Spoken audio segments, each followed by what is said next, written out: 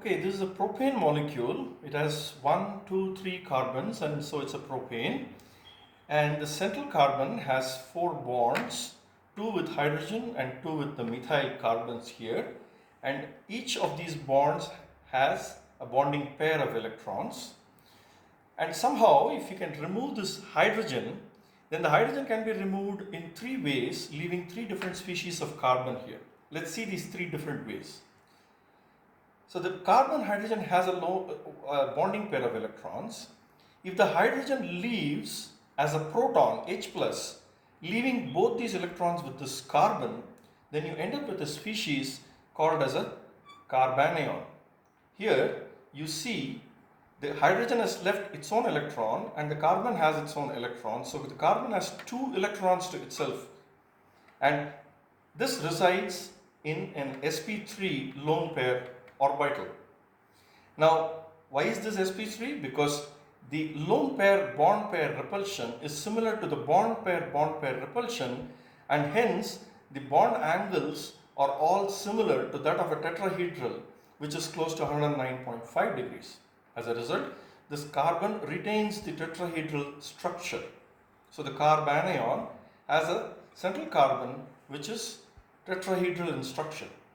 On the other hand, this hydrogen can leave as a H dot or a hydrogen atom. That is, it leaves with its own electron and leaves the carbon's electron to itself. In which case, we end up with a species called as a carbon radical. So here if you see, this radical electron, single electron on the carbon does not have the same amount of repulsion with the bonding pair of electrons compared to the repulsion between the bonding pairs. So the bond pair repulsion increases the bond angle for these bonds compared to that of a normal carbon. So it goes from 109.5 degrees here to 120 degrees here. As a result, the structure flattens out and it becomes a planar structure. So this becomes sp2 hybridized, and you have a p orbital containing the single electron. Now this is a trivalent species, the carbocation, and it is planar. However, this is also a trivalent species, but it is tetrahedral because of the repulsion between the lone pair and the bonding pair being similar to that of the bonding pair to the bonding pair. Now the hydrogen can also leave as another species, that is a hydride or a H-.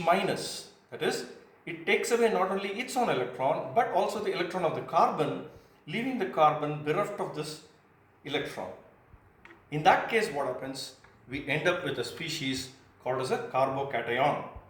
In this, the p orbital is empty. There are no electrons in the p orbital, and hence these 3 bonds again similarly flatten out in order to increase because of the repulsion to space themselves out. So this is also trivalent and planar. The radical is also trivalent and planar. Only difference is this p orbital has no electrons, but this p orbital has 1 electron.